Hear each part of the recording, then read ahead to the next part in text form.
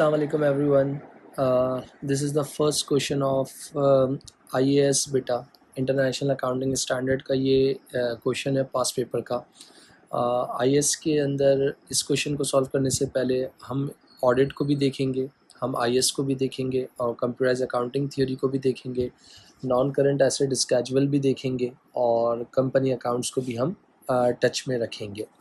But right now this is the question of June to March 2023 paper 23 question number 3 और मेरी book का जो topical पास paper मैंने आप लोगों को प्रोवाइड की है उसका क्वेश्चन नंबर 24 है और आपका officially March 2023 paper 32 question number 3 है।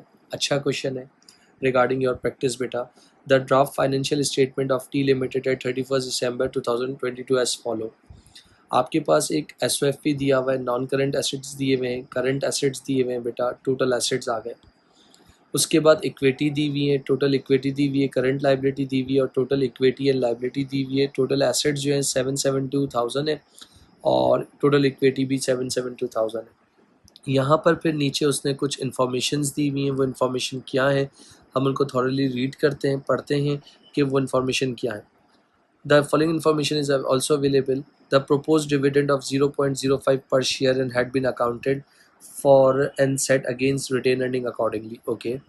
उसके बाद आपके पास एक मशीन कॉस्ट है 42,000 की जो आपने परचेज़ की है 1 जुलाई को। उसी दिन आपने 8,000 जो है 4 साल के लिए रिपेयरिंग कॉन्ट्रैक्ट किया था आप और उसी डेट को आपने ऑन दैट डेट तो टोटल अमाउंट आपकी कितनी हो गई 50,000 हो गई। Had been included in the machinery account और आपने उसको मशीनरी अकाउंट में इंक्लूड कर दिया बेटा। डेप्रिसिएशन मशीनरी पे जो प्रोवाइड हो रही है 20% हो रही है। आरबीएम मेथड है, full year depreciation charge in the year of purchase है बेटा। The only property of T limited was revalue 60,000 2 years ago. पहले आपने टी लिमिटेड ने अपनी प्रॉपर्टी को रीवैल्यू किया था 2 साल पहले और अब रीवैल्यू कर रही है 2022 में, जिसमें पता चला उसका रीवैल्यूएशन डाउनवर्ड हुई है और उसको रिटेन अर्निंग के अगेंस्ट एडजस्ट करना है। उसके बाद एक आपके पास एक और पॉइंट है, carrying value of motor van 27,000 was included in the value of non current asset बेटा 31 December. Value of motor vehicle was review on that date. It had value in use of 23,000 if it were sold. It could be sold 24,500 but selling cost of 1,800 would be incurred बेटा। फिर दिसंबर 2022 में एक employ था, injured हो गया, office में legal proceedings हुई और कंपनी लॉयर एडवाइस कर रहा है कि टी लिमिटेड जो है शायद प्रोबेबली लाइबल होगी और उसको कंपनसेशन 9,000 का देना पड़ेगा। मगर ये जो केस जो लगा है वह अप्रैल में लगा हुआ है और the director had not accounted for the composition in the draft financial statement. तो ये कुछ पॉइंट्स थे, मैंने आपको सिर्फ रीड किए रिगार्डिंग दिस क्वेश्चन कि इसका पहला पार्ट करना क्या है। Explain with reference to the International Accounting Standards. भाई हमारे पास इंटरनेशनल अकाउंटिंग स्टैंडर्ड्स हैं, आपके पास उनके थ्रू आपको इन आइटम्स को ट्रीट करना है। कौन कौन सी आइटम्स हैं, इन्फॉर्मेशन 4 को करना है, मगर इन्फॉर्मेशन 4 को जब करोगे तो कैलकुलेशन के थ्रू करोगे और इन्फॉर्मेशन 5 को कैलकुलेशन में करने की ज़रूरत फ़िलहाल नहीं है बेटा। अगर मैं इनकी बात कर रहा हूँ इस वाले आइटम्स की, तो इन्फॉर्मेशन 4 अब मैं पढ़ूँगा, बहुत डेप्थ में जाके पढ़ूँगा ताकि आप लोगों को कोई मसला ना हो। तो सबसे पहले अगर मैं इस पार्ट को सॉल्व करने जा रहा हूँ तो इस वाले पार्ट में फॉर एग्ज़ाम्पल पार्ट ए और पार्ट ए की मैं कौन सी इन्फॉर्मेशन सॉल्व करने जा रहा हूँ, इन्फॉर्मेशन 4। देखो बेटा, आईएस को सॉल्व करना है ना, तो आईएस को सॉल्व करने से पहले आपको आईएस का नाम और उसका नंबर पता होना चाहिए और उस आईएस को देखो आपको याद नहीं करना, आपको चीज़ों को समझना है, आपको चीज़ों को थोड़ा सा मेमोराइज़ करना है कि हर आईएस में कोई कीवर्ड है जो उसका आइडेंटिफिकेशन मार्क है। अब ये जो इन्फॉर्मेशन 4 उन्होंने बोली है ना, हम पढ़ते हैं। भाई देखिए, इन्फॉर्मेशन 4 की अगर मैं आप लोगों से, जितने भी बच्चे मुझे सुन रहे हो आप, मैं इन्फॉर्मेशन 4 की आपसे बात करता हूँ तो यहाँ पर आप देखिएगा कि इन्फॉर्मेशन 4 में क्या चीज़ बोली हुई है। सर इन्फॉर्मेशन 4 किस आईएस को रिप्रेजेंट करता है? देखें भाई, आईएस, इस वाले आईएस में मैं कुछ कीवर्ड्स को हाईलाइट कर देता हूँ। यहाँ पर एक वर्ड यूज़ हो रहा है वैल्यू इन यूज़ का बेटा। यहाँ पर एक वर्ड यूज़ हो रहा है कैरिंग वैल्यू का। कैरिंग वैल्यू का जो पुराना नाम है उसको हम नेट बुक वैल्यू ऑफ क्या कहते हैं, NCA. NCA means non current asset बेटा। और इसमें एक और वर्ड यूज़ हो रहा है, कौन सा बेटा, आपके पास इट कुड बी सोल्ड। यानी इट कुड बी सोल्ड मतलब आपके पास यहाँ पर आप देख सकते हो इट कुड बी सोल्ड, यानी आपके पास अगर वो 24,500 की बिकेगी, अगर उस पर 800-1800 का खर्चा हो जाए, यानी मार्केट वैल्यू भी गिवन है। तो यार ये सारी बातें किस आईएस में कही गई हैं कि fair value, recoverable amount, carrying value, value in use. तो ये सारी आईएस, जब आप ये सारे कीवर्ड्स को देखो ना, तो आप अपने दिमाग में ऑब्जर्व कर लेना कि यार ये कौन सा आईएस है। तो सबसे पहले आप उसमें क्या मेंशन कर दो कि भाई ये आईएस कौन सा है, 36। आपने उसका नाम दे दिया, और नाम देने के बाद आपने नंबर दे दिया, और उसका नाम क्या है, इम्पेयरमेंट ऑफ एसेट बेटा। तो आपको 1 मार्क आपका सिक्योर हो जाएगा। मैं फिर रिपीट कर रहा हूँ, IS-36 की जो पहचान है उसका नेम है इम्पेयरमेंट ऑफ एसेट है, मगर इसमें कीवर्ड्स क्या है, वैल्यू इन यूज़ है, मार्केट वैल्यू है, कैरिंग अमाउंट है, रिकवरेबल अमाउंट है। तो अगर इस तरह की चीज़ें अगर कोई सेंटेंस में कह रहा है, किसी इन्फॉर्मेशन में कह रहा है, तो डेफिनेटली आप उसको पढ़ने के बाद थोड़ा सा ध्यान रखना कि वो IS-36 हो सकता है। अच्छा भाई, इस क्वेश्चन में अगर मैं बात कर रहा हूँ तो आपकी कैरिंग वैल्यू, जिसको हम लोग क्या कहते हैं भाई, नेट बुक वैल्यू कहते हैं, जो कि कितनी दी हुई है, 27,000। अच्छा बेटा, फिर उसके बाद अगर मैं आपसे बात कर रहा हूँ, इन्होंने मुझे वैल्यू इन यूज़ वो भी दी हुई है, कितनी दी हुई है बेटा, वैल्यू इन यूज़ इन्होंने मुझे बताई है आपके पास 23,200। मैंने ये 23,200 भी मेंशन कर दिया।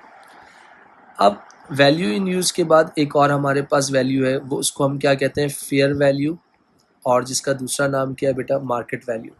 अब मेरी फेयर वैल्यू कितनी है बेटा, 24,500। अगर मैं इस पे 1,800 का सेलिंग कॉस्ट इनकट कर देता हूँ, तो मेरे पास कितनी बच जाएगी बेटा, आपके पास 22,700। तो अगर मैं आप लोगों को एक बात बोल रहा हूँ कि यार ये मेरी क्या है, नेट बुक वैल्यू है, ये मेरी क्या है, वैल्यू इन यूज़ है, और ये मेरी क्या है भाई, फेयर वैल्यू है। तो सर अब ये जो बात बोल रहा हूँ कि जो वैल्यू इन यूज़ और फेयर वैल्यू में जो हायर अमाउंट होती है, वो आप हमेशा क्या कहलाती है, मैं फिर रिपीट कर रहा हूँ, जो वैल्यू इन यूज़ और आपके पास फेयर वैल्यू में जो हायर अमाउंट होती है, वो क्या होती है, रिकवरेबल अमाउंट होती है। तो मैं यहाँ पर लिख रहा हूँ, एक दर सुनिएगा, recoverable amount is the higher of fair value and value in use। इन दोनों में से जो हायर अमाउंट होगी, अब वही आपकी क्या बन जाएगी, रिकवरेबल अमाउंट बन जाएगी। तो इसका मतलब आपके पास तो यहाँ पर क्या हो गई, अब आपकी रिकवरेबल अमाउंट जो है, इन दोनों में से हाईएस्ट कौन सी है बेटा, वैल्यू इन यूज़, तो वो आपकी क्या बन गई, रिकवरेबल अमाउंट बन गई। अच्छा बेटा, फिर उसके बाद ये जो इम्पेयरमेंट लॉस है, उसकी वैल्यू मैं कैसे फाइंड आउट कर सकता हूँ, यहाँ पर आप देख सकते हो, इम्पेयरमेंट लॉस ये होता क्या है। अगर आपकी कैरिंग वैल्यू, आपकी जो कैरिंग वैल्यू है 27,000 which is also called net book value, और वो रिकवरेबल अमाउंट से अगर ज़्यादा हो जाए, तो इसका मतलब वो जो डिफरेंस आएगा वो क्या होगा, इम्पेयरमेंट लॉस होगा बेटा। तो इसका मतलब इस इंफॉर्मेशन में मुझे इम्पेयरमेंट लॉस कितने का हो गया, 3800 का हो गया। और सर इसकी ट्रीटमेंट क्या करूँगा, ये कहाँ पर रिकॉर्ड करूँगा, मैंने कहा impairment loss of $3800 should be recognized in the statement of profit और लॉस अकाउंट बेटा। इसके अलावा the value of NCA non current asset should also be reduced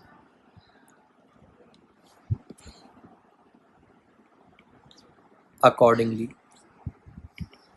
तो सर ये आपके पास इसका आंसर था इंफॉर्मेशन पार्ट ए में जो उन्होंने पूछा था इंफॉर्मेशन 4 का। तो आप इस तरीके से इसका आंसर दोगे, जिसमें फिर आपके पास फिर उसके बाद उन्होंने कहा था कि इंफॉर्मेशन 5। अब इंफॉर्मेशन 5 को ज़रा देखते हैं।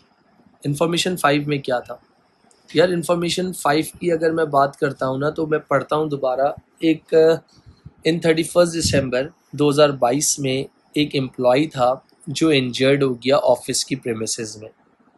तो यार जब ये इंजर्ड हो जाता है या कोई इस तरह का इंसिडेंट विद इन ऑफिस होता है, तो इसका मतलब आपके पास क्या होगा, कोई ना कोई प्रॉब्लम होगा। तो उसके लिए फिर क्या हुई, लीगल प्रोसीडिंग्स हुई हैं।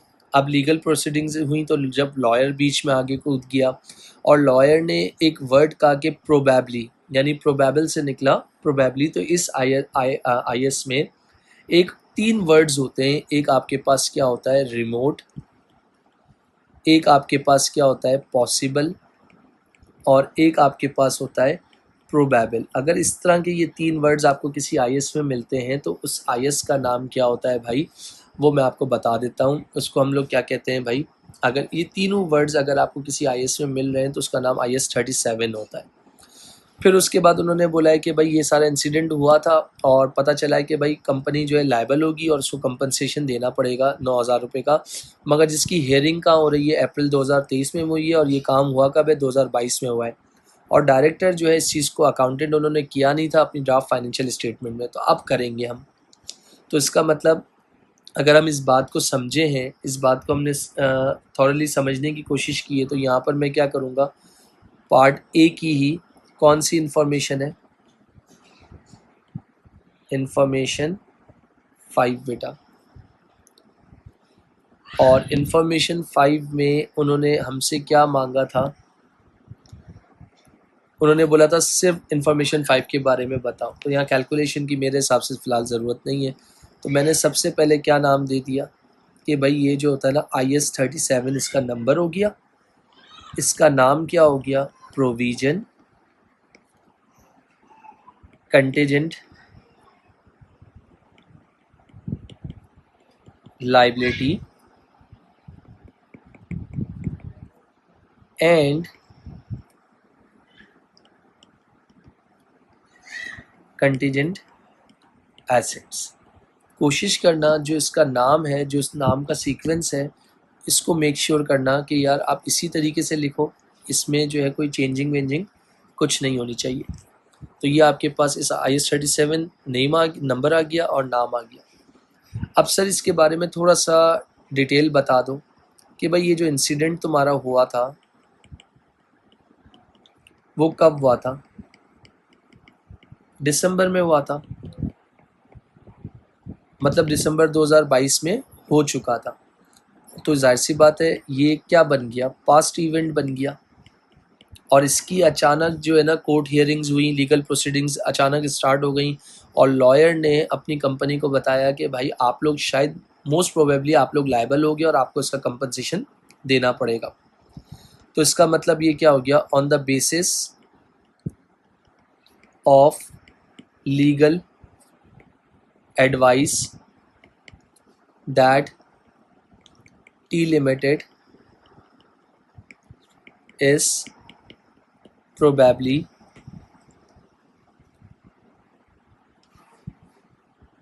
liable for the compensation। तो जाहिर सी बात है, अब जब आप लायबल हो, आपके ऊपर एक केस लग रहा है कि आप हार जाओगे, तो अब वो आपकी क्या बन गई, इट इज़ अ लाइबिलिटी। अच्छा बेटा, फिर जब लाइबिलिटी बन गई तो उसका मतलब है उसको उस पर आपको क्या बनाना पड़ेगा, फॉरेन प्रोविज़न बनाना पड़ेगा। कितने का प्रोविज़न बनाना पड़ेगा, 9,000 का, should be made for the year ended 31 December 2022 बेटा, क्योंकि ये इंसिडेंट उस वक्त का था। तो IAS को जितने भी IAS के क्वेश्चंस होते हैं इस तरीके से आते हैं आपके पास। अब उसके बाद उन्होंने नेक्स्ट पार्ट में आपसे मांगा है prepare statement showing the adjusted retained earning. या देखो रिटेन अर्निंग अब ये आ गया थोड़ा सा कंपनी अकाउंट्स का टच। जब भी कहते हैं कि A2 के अंदर जो आपने AS में कंपनी पढ़ा है वो A2 में आपको बहुत डेप्थ में आना चाहिए, क्योंकि कंपनी का वेटेज A2 के अंदर भी मौजूद है। तो इसका मतलब अपनी रिटेन अर्निंग को एडजस्ट करना है। अब रिटेन अर्निंग आपके पास ऑलरेडी क्वेश्चन में रिटेन अर्निंग आपके पास दी हुई है, कितनी दी हुई है वो भी ज़रा चेक कर लेते हैं। 86,000, यानी मुझे इस रिटेन अर्निंग को क्या करना है, एडजस्ट करना है। अब इस रिटेन अर्निंग को मैं कैसे एडजस्ट करूँगा यार, ये बड़ा मैटर करता है।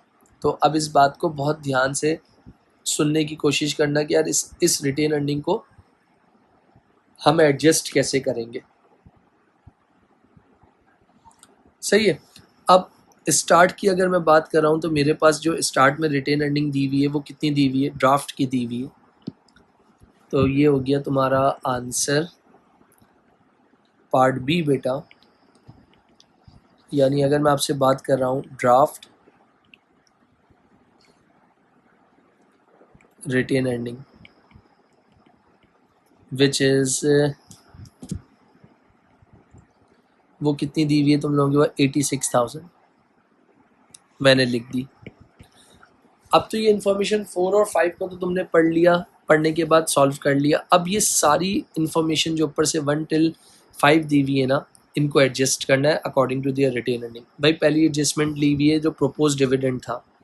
इस बात का तो सब बच्चों को पता है कि प्रोपोज डिविडेंड जो है सोशी के अंदर जब भी हम बनाते हैं, statement of changes in equity बनाते हैं, उसमें हम नहीं शामिल करते। क्यों शामिल नहीं करते? क्योंकि वो डिविडेंड होता है जो कंपनी ने सिर्फ अनाउंस किया है, डिक्लेयर किया है, मगर अभी दिया नहीं होता ड्यू टू लोअर फंड्स या दूसरे इश्यूज़ की वजह से। बट अनाउंस किया है तो ज़ाहिर सी बात है आज नहीं तो नेक्स्ट ईयर देना है। तो वो अकाउंटेंट हो चुका था और वो किसके अगेंस्ट सेट हुआ था, रिटेन अर्निंग में हुआ था। तो इसका मतलब आप रिटेन अर्निंग से उस डिविडेंड को क्या कर चुके थे, माइनस कर चुके थे। मगर प्रोपोज डिविडेंड कभी भी माइनस नहीं होता। तो अब आप इसको करेक्टेड वाला बना रहे हो, सही वाला बना रहे हो, तो जो प्रोपोज डिविडेंड माइनस किया हुआ था आप उसको दोबारा क्या कर दोगे, ऐड बैक कर दोगे। किसमें, रिटेन अर्निंग में। और वो कितना था, नंबर ऑफ़ शेयर्स आपके पास कितने थे, 400,000 थे। सर आपको कहाँ से मिले? सर मैंने कहा मेरी अमाउंट भी 400,000 है, एक शेयर कितने का है, 400,000 का। तो मैंने कहा 400,000 को अगर मैं आपसे कहता हूँ 400,000 को आप डिवाइड कर लें 1 से, तो इसका मतलब आपके पास जो क्वांटिटी आएगी वो भी कितनी आएगी, 400,000 ही आएगी। अगर 1 की जगह कोई और डिजिट होता तो कुछ और आती। तो मैंने कहा 400,000 शेयर्स हो गए और एक शेयर पे कितना डिविडेंड आप दे रहे हो बेटा, मेरे ख्याल से 0.05 बेटा। तो मल्टीप्लाई बाय 0.05 विच इज़ 20,000 बेटा। अच्छा, उसके बाद एक मशीन ख़रीदी थी 42,000 रुपीज़ की, जिसकी 1 जुलाई को ख़रीदी थी। सही है। सेम डेट को हमने 8,000 रुपये पे कर दिए हैं 4 साल के लिए। मतलब 8,000 रुपये जो हैं 4 साल के लिए पे कर दिए हैं। कॉन्ट्रैक्ट स्टार्टिंग ऑन डेट जब हमारा कॉन्ट्रैक्ट स्टार्ट हो रहा था तब हमने 8,000 रुपये 4 साल के लिए पे कर दिए। तो जब हमने 4 साल के लिए इसको पे किया है तो यार यहाँ पर भी अगर हम अब बात को समझते हैं, थोड़ा सा ऑब्ज़र्व करने की कोशिश करते हैं, तो ये जो 4 साल के लिए जो मैंने पे किया है वो अगर फॉर एग्ज़ाम्पल यहाँ पर देखना, तो ये जो 8,000 है ये मैंने कब के लिए, 4 ईयर्स के लिए ये रिपेयर्स कॉस्ट पे कर दी है। तो इसका मतलब अगर देखा जाए 1 ईयर की अगर मुझे चाहिए तो मैं क्या करूँगा, 1 ईयर इक्वल टू 8,000 को डिवाइड कर लूँगा 4 साल से, तो मेरे पास क्या आ जाएगा, पर ईयर 2,000 आ जाएगा, राइट। तो अब जो ये जो मतलब कहानी हुई है वो 1 जुलाई को हुई है। तो 2,000 जो है अगर आपके पास क्या है, अगर मैं बात कर रहा हूँ यहाँ पर आपने 4 साल के लिए पे किए हैं ना, तो आपके पास अब इसको हम अगर हमें सॉल्व करना है, चीज़ें करना है, तो 2,000 1 साल के हो गए, 2,000 1 साल के हो गए, 2,000 1 साल के हो गए और 2,000 1 साल के हो गए। मगर यहाँ जो है 1 जुलाई से दिसंबर है, तो इसका मतलब है 2,000 पूरे साल का है ना, तो इसका मतलब इसका आधा कर दूंगा। तो मैंने यहाँ पर क्या कर दूंगा, इसको इस तरह भी कर सकते थे। अगर मैं आपसे बात कर रहा हूँ तो इसका मतलब है ये रिपेयर्स के नाम से एक खर्चा हुआ था, यानी हमने रिपेयर्स जो है नॉन करंट एसेट में हमने ऐड किया हुआ था, बट ये रेवेन्यू एक्सपेंडिचर था, मगर हम इसको कैपिटल एक्सपेंडिचर बना चुके थे, जिसकी वजह से हमारी कॉस्ट टोटल कितनी हो गई थी, 50,000 हो गई थी। तो अब इसको एडजस्ट करना है, रिटेन अर्निंग से ही एडजस्ट करने का कहा था, तो यहाँ पर क्या करूँगा, लेस, तो यहाँ लिखूँगा रिपेयर। बेसिकली रिपेयर था कितना आपके पास, 8,000 का था।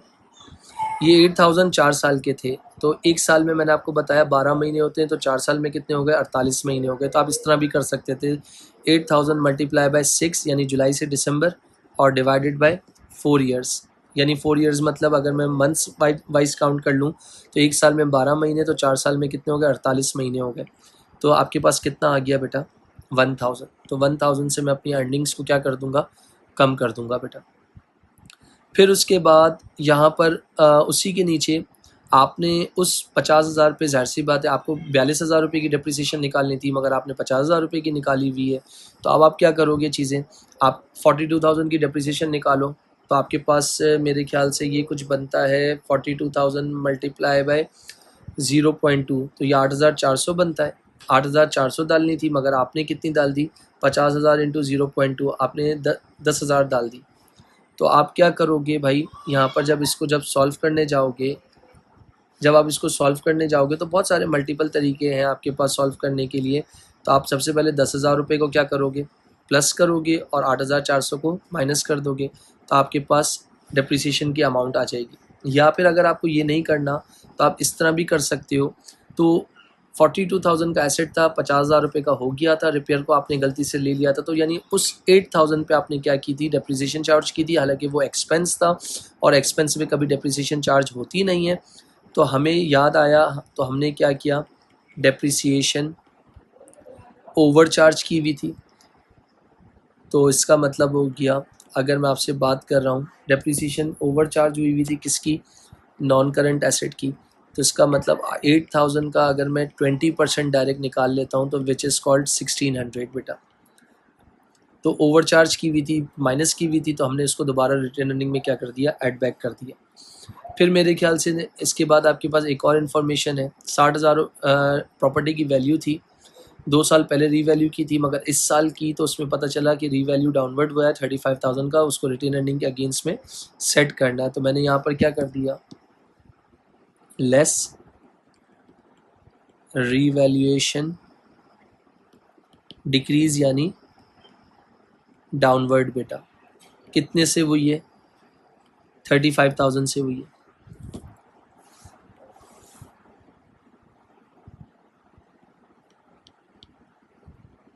क्योंकि उन्होंने यहाँ पर क्या बोला हुआ था, the decrease in value had been set against, हम पहले से कर चुके थे, तो हमें अब हम इसको करेक्टेड करने जा रहे हैं, तो रीवैल्यूएशन डाउनवर्ड को हमने रिटेन अर्निंग में ऐड बैक कर दिया। फिर इसके बाद मेरे ख्याल से आपके पास एक कुछ था, इम्पेयरमेंट लॉस था बेटा। इम्पेयरमेंट लॉस कितना था, जो मेरे ख्याल से आपने इन्फॉर्मेशन 4 से निकाला था, मेरे ख्याल से इन्फॉर्मेशन 4 से निकाला था, जो कि कितना था, 3,800 का। तो यहाँ पर आपने क्या मेंशन कर दिया, इम्पेयरमेंट लॉस 3,800। अच्छा बेटा, फिर इन्फॉर्मेशन 5 पे आप लोगों ने एक प्रोविज़न बनाया था, लीगल हेयरिंग्स वगैरह स्टार्ट हुई थी, तो provision for compensation,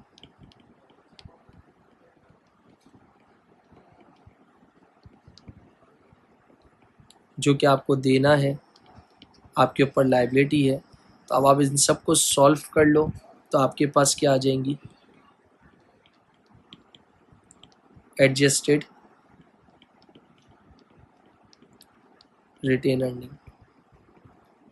86,000 plus 20,000 minus 1,000 plus 1,600 plus 35,000 minus 3,800 और माइनस 9,000। तो जो आपका फाइनल आंसर आ रहा है वो कितना आ रहा है, 1,28,800। फिर उसके बाद आपको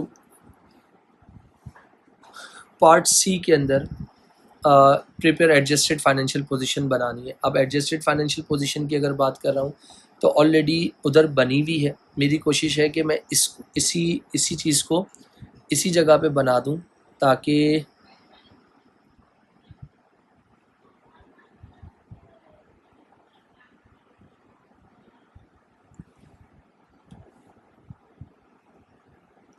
मेरी कोशिश है कि जो फाइनेंशियल स्टेटमेंट है इसी पोर्शन पे बना दूं, थोड़ा सा कंजस्टेड होगा मगर ये कि कोशिश कर लेते। This is the answer of बेटा पार्ट सी। हमें क्या बनाना है, एसओएफई बनाना है, रिवाइज एसओएफई बनाना है। तो मेरे ख्याल से 2 कॉलम्स की ज़रूरत नहीं है। मैंने सबसे पहले कहा एसेट्स की बात कर लेते हैं। तो एसेट्स में सबसे पहले क्या आ जाता है, नॉन करंट एसेट। इस क्वेश्चन में नॉन करंट एसेट का जो नाम है वो क्या है बेटा, प्रॉपर्टी प्लांट एंड इक्विपमेंट।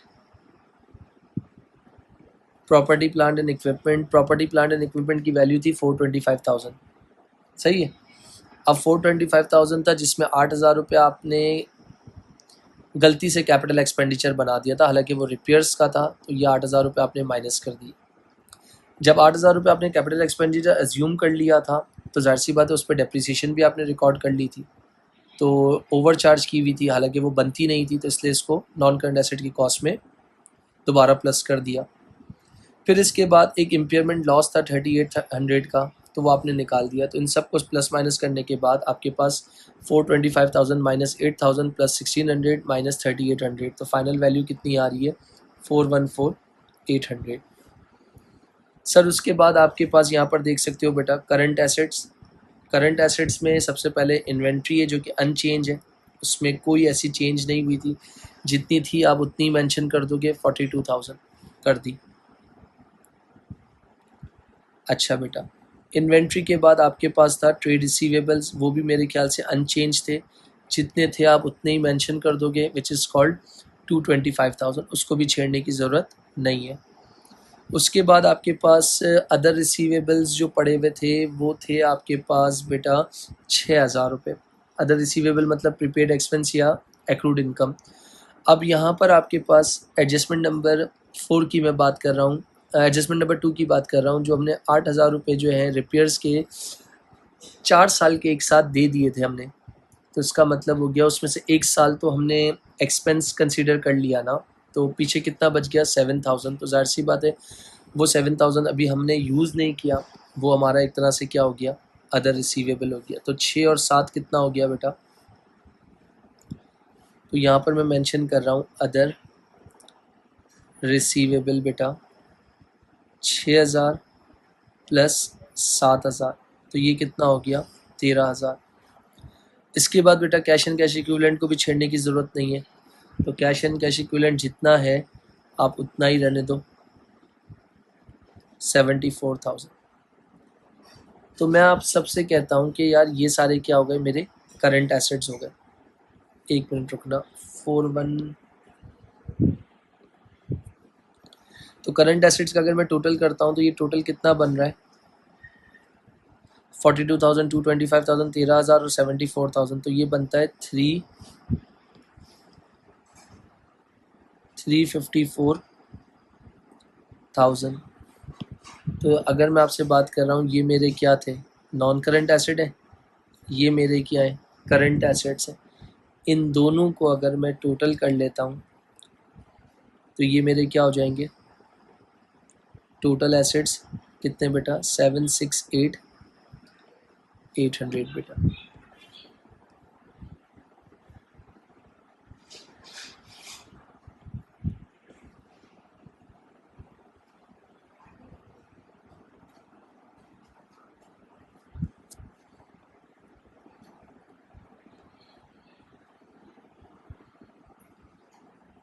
सही है बेटा। इसके बाद मैंने किसकी हेडिंग डाल दी, इसके बाद मैं हेडिंग डाल देता हूँ इक्विटी की। तो इक्विटी में सबसे पहले मेरे पास क्या आ गया, शेयर कैपिटल। उसमें भी मेरे ख्याल से कोई चेंजिंग नहीं थी, 4 लाख था, एक कितने का था, $1 का था, तो मैंने यहाँ पर क्या लिख दिए, 400,000 मेंशन कर दिए। इसके बाद प्रीमियम में भी मेरे ख्याल से कोई चेंजिंग नहीं थी, प्रीमियम मेरे पास कितना था बेटा, 35,000 का, तो उसको भी मैंने एज इट इज़ लिख दिया।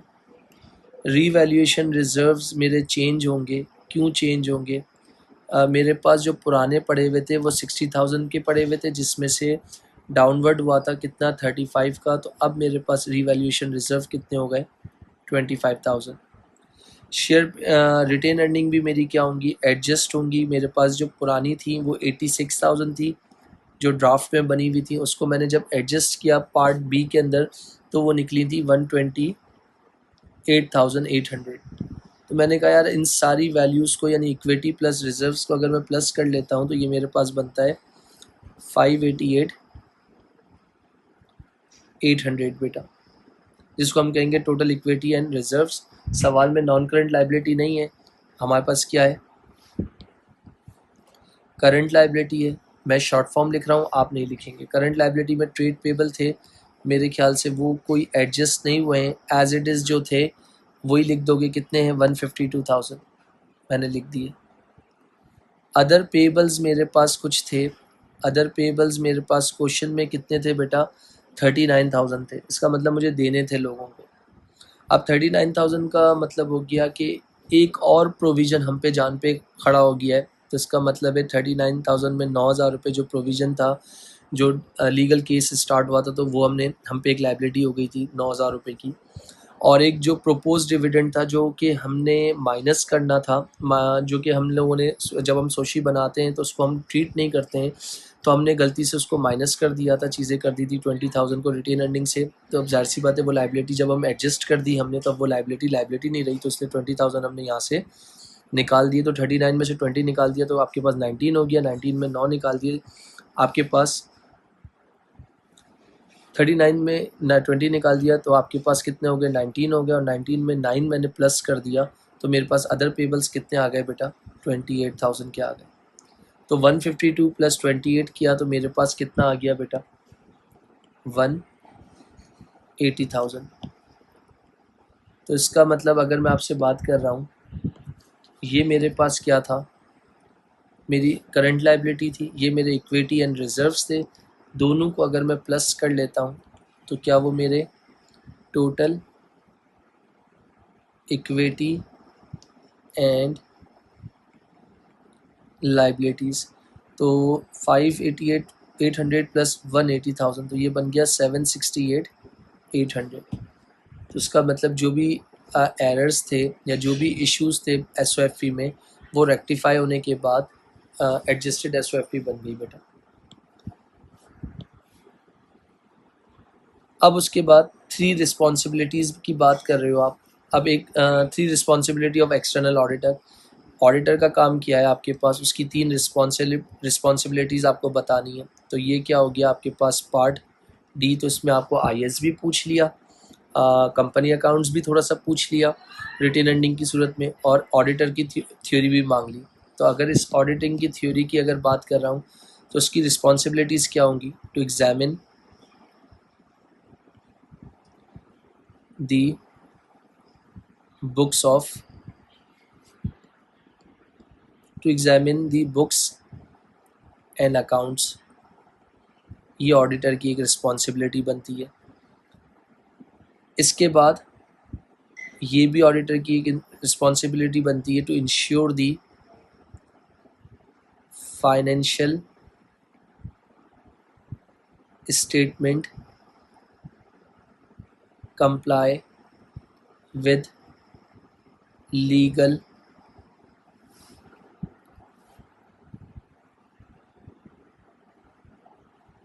रिक्वायरमेंट और अकॉर्डिंग टू आईएस उस हिसाब से बनने चाहिए। फिर उसके बाद ये भी उसकी रिस्पॉन्सिबिलिटी बनती है to carry out audit test. इसके बाद ये भी उसकी रिस्पॉन्सिबिलिटी बनती है to verify the value and existence of assets and liability बेटा। These all are the responsibility of external auditor। जब वो किसी कंपनी का ऑडिट करने आता है तो these are the responsibilities बेटा।